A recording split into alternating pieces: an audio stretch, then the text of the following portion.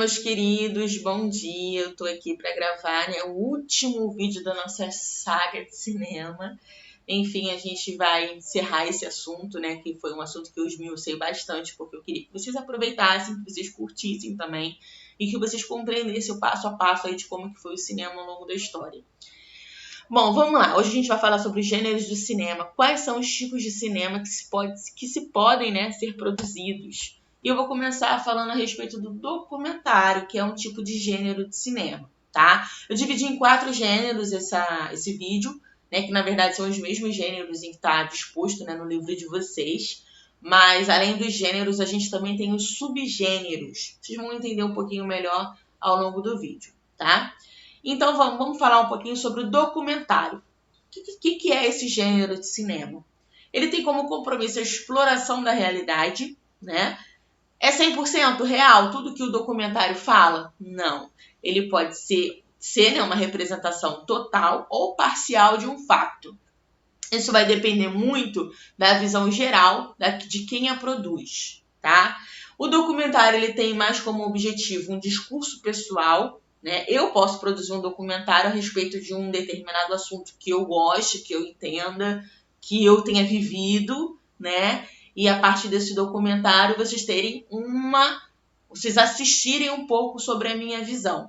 Então o documentário ele tem um pouco disso, do discurso pessoal. Ele pode ser produzido de acordo com a subjetividade de quem a produz. O que é algo subjetivo? É as nossas experiências, o que eu penso, o que eu sinto, o que eu quero passar, né? Então é algo que vai variar de pessoa para pessoa, tá? Subjetividade é algo próprio de cada pessoa, algo interno. Ou seja, de acordo com a sua visão, o seu entendimento e até mesmo suas experiências de vida em relação ao fato documentado. Recursos que podem ser utilizados no filme de documentário. Ele pode conter, né, registros históricos e arquivos, documentos, vídeos, fotos, entrevistas com pessoas envolvidas que viveram aquele fato, né, que está sendo documentado. E pode haver também uma dramaticidade, né, conter aí a presença de atores fazendo a simulação ou reconstituição de fatos, né? Em relação à dramaticidade, gente, a simulação ela também pode estar envolvida junto com a ficção, né?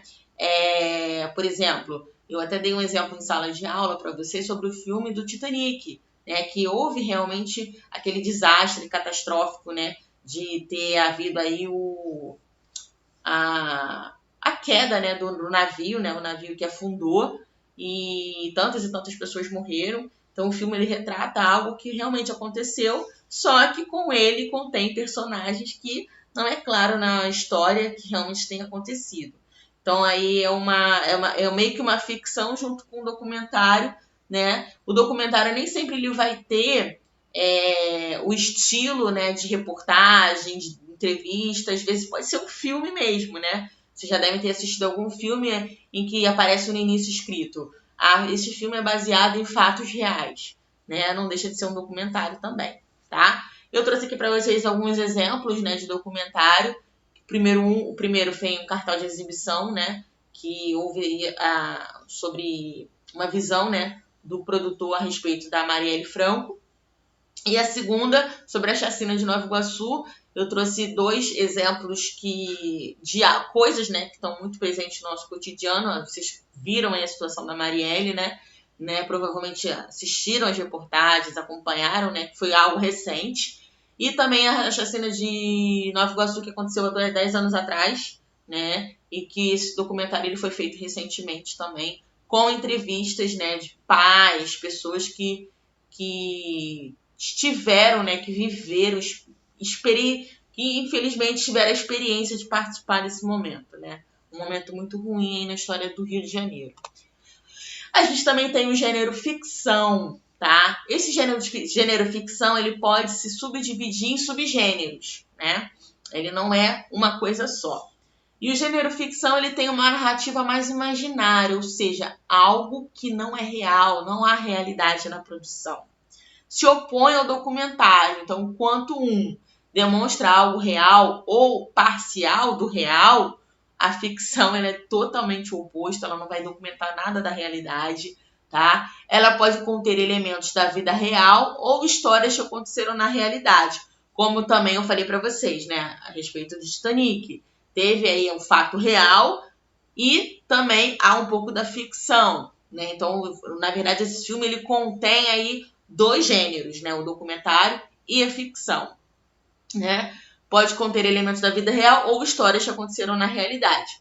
Pode ser dividido em subgêneros, tais como ação, comédia, drama, aventura, musical, romance, terror e ficção científica, né? Então, são esses os subgêneros da ficção. Pode se dividir, né, em diversos outros subgêneros. Tem também o cinema experimental, né? O cinema experimental, eu não consegui trazer para vocês um nome específico, por quê? O cinema experimental, na verdade, hoje ele não é tão falado. Ele aconteceu muito quando iniciou-se a história do cinema. O homem querendo aprender um pouco mais da técnica, sobre como mexer, né, na tecnologia, da filmagem. Houve, né, muito, por exemplo, do cinema experimental na época de Georges Méliès, que é o pai da fantasia, né? Então ele experimentou muitas técnicas nas filmagens, né? Hoje, a gente está muito avançado em relação à questão da experimentação, porque a gente tem a tecnologia ao nosso favor, né? A gente tem programas digitais, a gente tem programas de edição, a gente tem 1001 coisas, então a gente não fica muito na fase do experimental. Então, o experimental, ele aconteceu sim, só que ele não é tão comum hoje em dia, tá? E ele tem como objetivo, né, novas formas de criação. Aqui, ó, explorando novas possibilidades tecnológicas, como forma de inovar, superando as técnicas que já existem no cinema, né? Pode se opor, na maioria das vezes, às práticas e ao estilo do cinema comercial ou industrial. Aqui ficou faltando um L aqui, tá?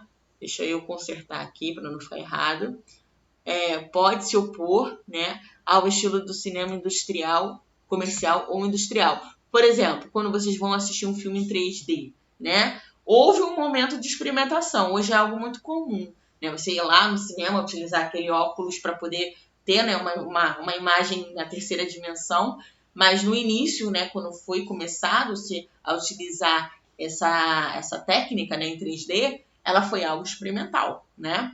E o cinema experimental, ele então é fruto do desejo de testar o dispositivo cinematográfico, né?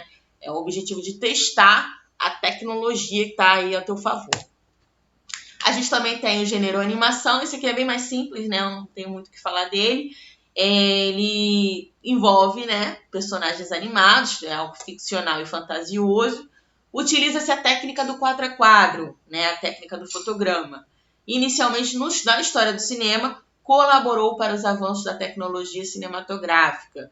Então, ao longo aí da história do cinema, por exemplo, até na época do cinetoscópio, né, houve aí também fotogramas de desenhos animados. E com isso foi possível, né, aí a partir de desenhos, né, dessa técnica de animação, até mesmo isso colaborou muito para o avanço do cinema. Então, a animação ela foi uma aliada aí muito grande, né, na história do cinema. Eu vou mostrar rapidinho aqui um breve vídeo dos fotogramas, né, de animação, que é algo muito simples, do chamado stop motion, né, que é a câmera parada, onde você vai pegando vários fotogramas e juntando para poder fazer uma animação.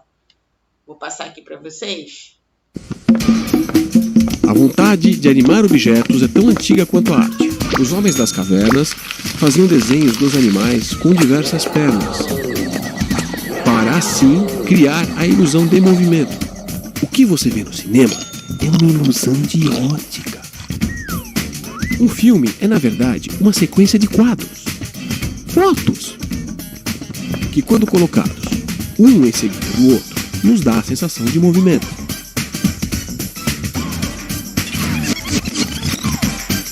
O que você vê na tela não está se movendo. Animação de massinha, stop motion, quadro a quadro, funcionam do mesmo jeito.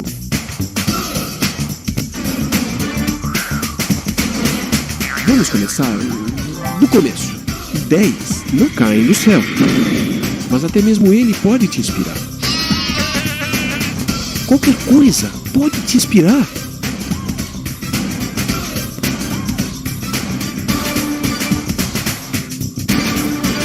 Pense no personagem. Monte um cenário.